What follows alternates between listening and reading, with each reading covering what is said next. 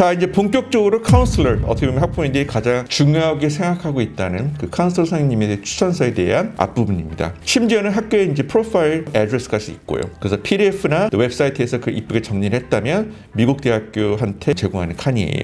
여기서 이제 중요한 부분이 미국 대학교는 이런 환경에 대해서 이제 인지를 하려고 많이 노력을 해요. 그 첫 번째 많이 물어보는 게 졸업 학생들이에요. 저번 시간에 제가 짧게 얘기했어요. 작은 학교보다는 일반적으로 큰 학교가 좋습니다. 입학할 때.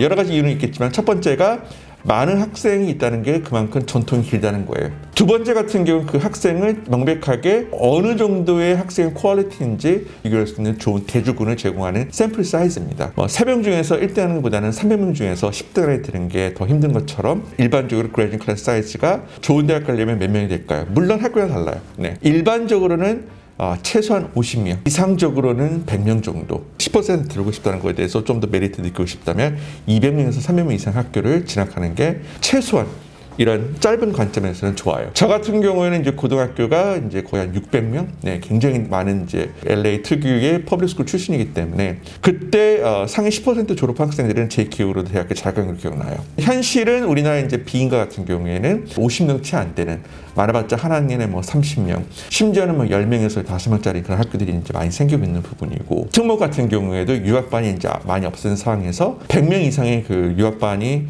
현실적으로는 제가 알기로는 존재하고 있지 않다고 들었어요. 국내에서는요. 그래서 그런 부분에서 조금 이제 고려를 하시고요.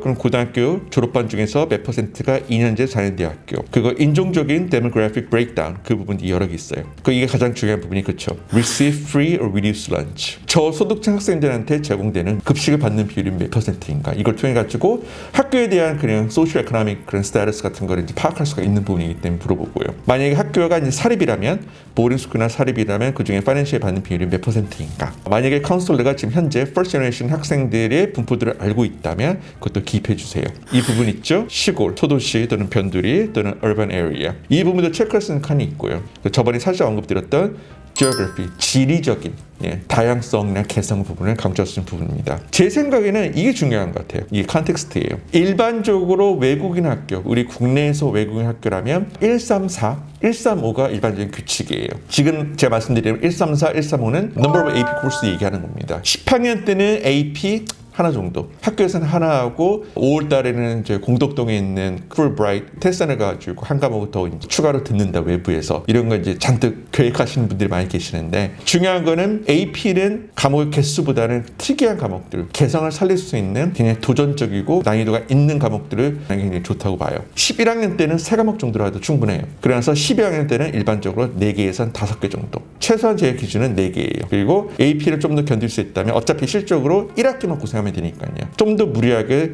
공격적으로 나간다면 12학년 때 AP를 4개에서 5개 정도, 134, 145 정도의 비율을 가지고 있는 게 중요합니다. 그럼 여기서 질문 있는 게, 근데 저희 학교는 AP가 없어요. 미국의 이제 훌륭한 보딩스쿨 같은 경우 하치키스도 AP가 하나도 제공이 안 됩니다. 그쪽에 전부 다 엑셀러레이드예요. 그런 부분에 대해서 비록 우리 학교에서 AP를 제공하지 않지만 AP 같은 IB나 Honors하고 이런 부분을 제공할 수 있는, 명백하게 몇 개를 할 수 있는 건지. 그래서 우리 학교 같은 경우는 AP가 10개밖에 안 된다.